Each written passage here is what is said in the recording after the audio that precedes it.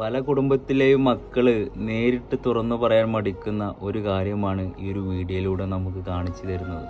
കുടുംബത്തിലെ മൂത്ത മക്കളാകണമെന്നില്ല, ഓരോ കുടുംബത്തിലെയും ഇങ്ങനെ ഒരാളെ ദൈവം എപ്പോഴും ഒഴിഞ്ഞു വെച്ചിട്ടുണ്ടാവും.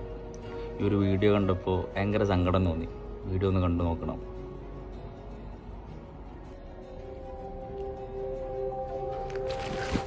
അമ്മ ചോറുമതി എടുത്തു വെച്ചോ,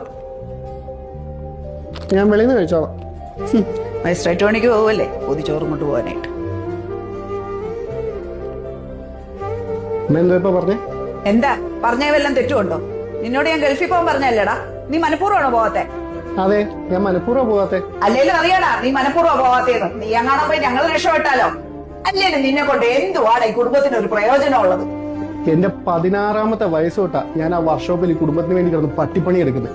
എന്നിട്ട് അതിൽ നിന്ന് സമ്പാദിക്കുന്നതിന്റെ 3/4 ഭാഗം ഈ കുടുംബത്തിന് വേണ്ടിയിട്ടും അച്ഛൻ ഉണ്ടാക്കി വെച്ച കടം തീർക്കാനുമേ ഞാൻ ഉപയോഗിച്ചിട്ടുള്ളൂ. ഒരു നയാ പൈസ എനിക്ക് വേണ്ടി ഞാൻ ചെലവാക്കിയിട്ടില്ല. എനിക്ക് 30 വയസ്സായി. എന്റെ പ്രായമുള്ള എല്ലാവരും ലൈഫിൽ കല്യാണം കഴിഞ്ഞ് സെറ്റിൽഡായി. ഞാനോ ഇപ്പോഴും ഈ കുടുംബത്തിന് വേണ്ടി കാളെ പോലെ കിടന്ന് പണിയെടുക്കുക. പിന്നെ ഗൾഫിൽ പോകാൻ പറയുന്നത് എന്നോടുള്ള സ്നേഹം കൊണ്ടല്ലോ, ഞാൻ അവിടെ ചെന്നിട്ട് അയച്ചു തരുന്ന പൈസയ്ക്ക് വേണ്ടിയിട്ടല്ലേ. എല്ലാ കുടുംബത്തും മൂത്ത മക്കളുടെ വിധിയായി. കൊടുക്കുന്നവനെന്നും കൊടുത്തോണ്ടിരിക്കും, മേടിക്കുന്നവനെന്നും മേടിച്ചോണ്ടിരിക്കും. അമ്മേ, ഞാനൊരു മനുഷ്യനാ, മെഷീനല്ല.